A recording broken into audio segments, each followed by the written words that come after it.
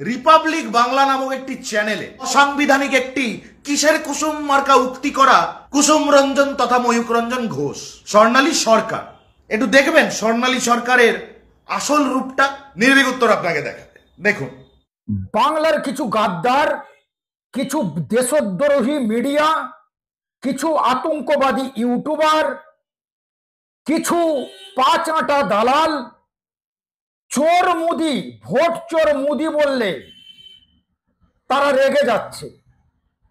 সাংবাদিক অনিন্দ চৌধুরী তার এই ভিডিওটি প্রত্যেকটা বাংলার মানুষের কাছে পৌঁছানোর দায়িত্ব আপনাদের।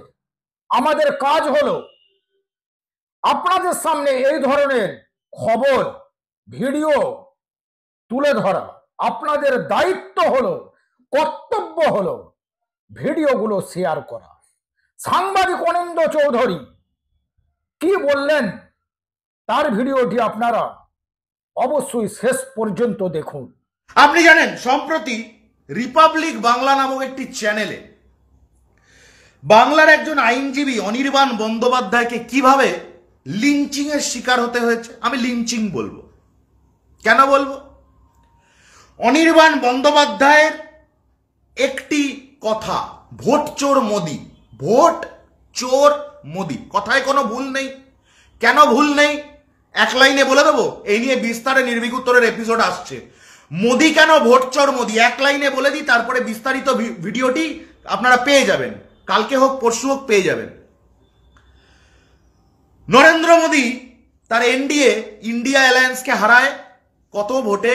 9,92,00,000 ভোটের মার্জিনে 2024 লোকসভা। সারা দেশব্যাপী কতগুলি পোলিং স্টেশনে ভোট হয়েছে? 10.5 লক্ষ। 10.5 লক্ষ পোলিং স্টেশনের প্রতিটি পোলিং স্টেশন পিছু যদি 94টি করে ভুতুড়ে ভোট নরেন্দ্র মোদীর ঝুলিতে গিয়ে পড়ে থাকে, আপনি 10.5 লক্ষ ইন্টু 94 করে দেখুন, 9,92,00,000 ভোটের মার্জিন নরেন্দ্র মোদী পেয়ে যাচ্ছে ইন্ডিয়া অ্যালায়েন্সের থেকে বেশি। আমি আরো ছোট করে দিই হিসেবটা। নরেন্দ্র মোদীর এনডিএ রাহুল গান্ধী মমতা বন্দ্যোপাধ্যায়দের ইন্ডিয়া জোটের থেকে 9,92,00,000 ভোটে এগিয়ে এই 2024 লোকসভা নির্বাচনে ব্যবহৃত ইভিএম এর সংখ্যা 55 লক্ষ। ইভিএম পিছু মাত্র 18টি ভোটের কারসাজি যদি ইলেকশন কমিশন তথা নরেন্দ্র মোদী করে দিয়ে থাকতে পারে, যদি করে দিয়ে থাকতে পারে, তাহলে 55 লক্ষ ইভিএম ইন্টু 18টি fake vote is equal to 9,92,00,000 যে ফিগারটা আমি বললাম, অর্থাৎ যে মার্জিনে এনডিএ সরকার গড়েছে 2024 বিধানসভা লোকসভা নির্বাচনে, সেই ফিগারটা আপনারা পেয়ে যাবেন। তাহলে নরেন্দ্র মোদীকে ভোট চোর মোদী বলে অনির্বাণ বন্দ্যোপাধ্যায় কোনো দোষ করেননি। সেই অনির্বাণ বন্দ্যোপাধ্যায়কে ঘিরে ধরলো কারা? দুদিন আগে দেশের কনস্টিটিউশন, দেশের প্রিয়াম্বল সবটুকুকে বৃদ্ধাঙ্গুষ্ঠ দেখিয়ে অসাংবিধানিক একটি কিসের কুসুম মার্কা উক্তি করা কুসুম রঞ্জন তথা ময়ূক রঞ্জন ঘোষ। আর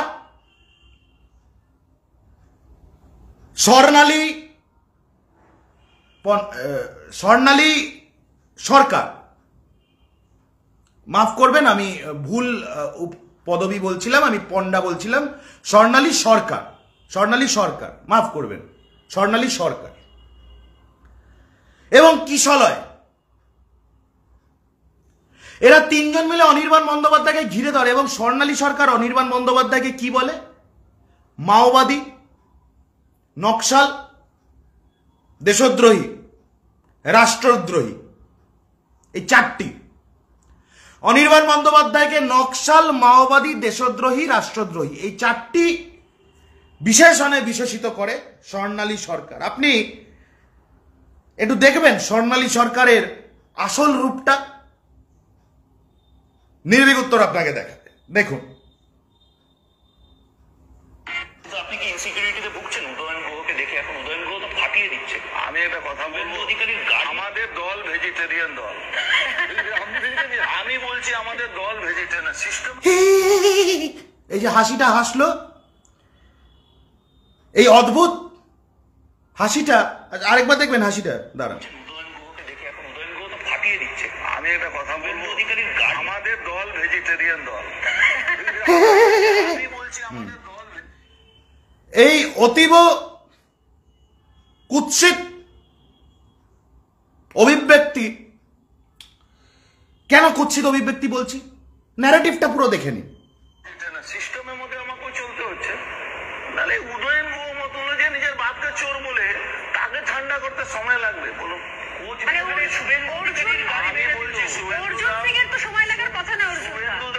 শুভেন্দু অধিকারীও অনেকটা ভেজিটেরিয়ান হয়ে গেছে।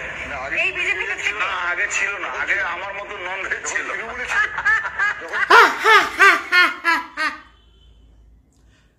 সংবাদ উপস্থাপিকা সাংবাদিক অনির্বাণ বন্দ্যোপাধ্যায়কে দুদিন আগে মাওবাদী নকশাল, চোর ডাকাত, ইঞ্জেকশন, অ্যামিউনিশন, কোভিডের জীবাণু, নানা রকম তকমা দেওয়া স্বর্ণালী সরকার কোন কথা শুনে হা হা হা হা করে হাসলেন?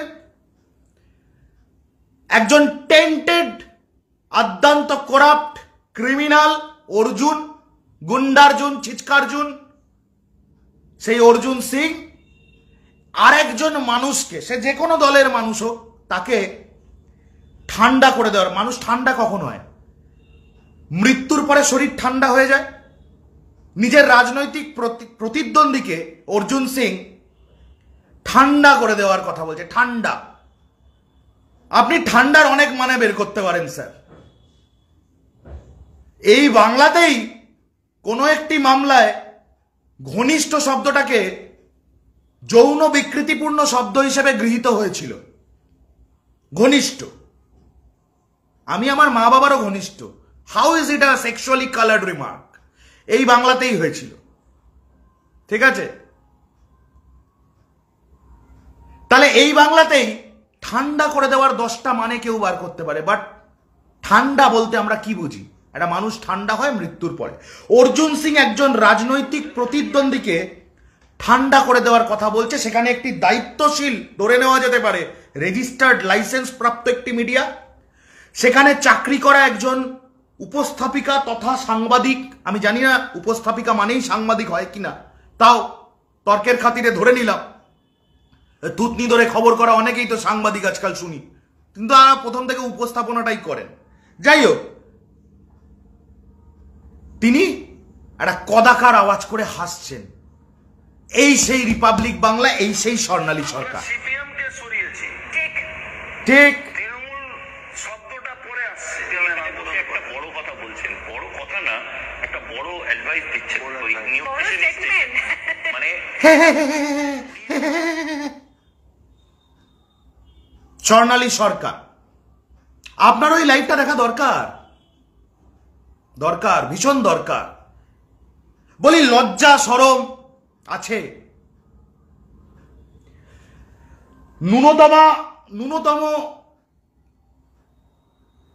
ন্যূনতম মা বাবার শিক্ষা, ন্যূনতম সাংবাদিকতার পাঠ এই বাংলায় এদেরকে সেলিব্রেটেড সাংবাদিক বানিয়ে রেখেছে শঙ্কুদেব পণ্ডা, শুভেন্দু অধিকারীরা। এদেরকে সাংবাদিকতার বিরাট বিরাট বিরাট জায়গায় পাঠিয়ে রেখেছে। একে, কিসের কুসুমকে, সন্ময়কে, তারপর কি পিরাদাসাক কি নাম ওটার, ওইটাকে আরেকজন আছে, তার কাছে আমি বলে দেবে আপনাকে একটা প্রশ্ন করবো। বুঝতে পেরেছেন কার কথা বলছি? এরা হচ্ছে সব রত্ন সাংবাদিকতার এই বাংলায়।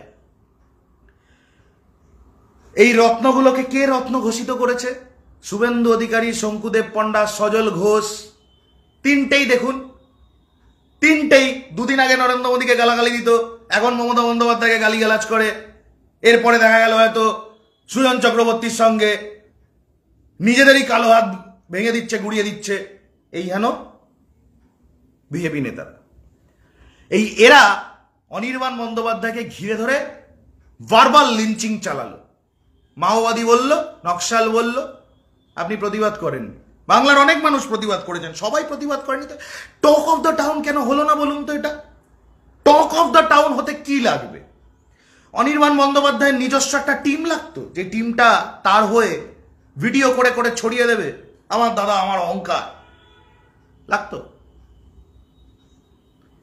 অনির্বাণ বন্দ্যোপাধ্যায়রা কোথাও একটা, দেবাংশু ভট্টাচার্যরা কোথাও একটা, রাজনীতির বাইরে গিয়ে দেখুন যে লড়াইটা লড়ছেন, সে লড়াইটা বাংলার লড়াই।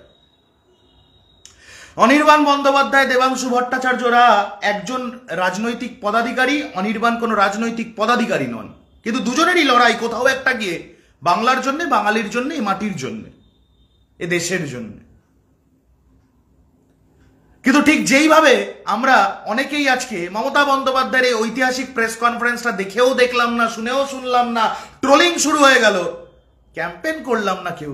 ক্যাম্পেন করা উচিত তো? উচিত নয়?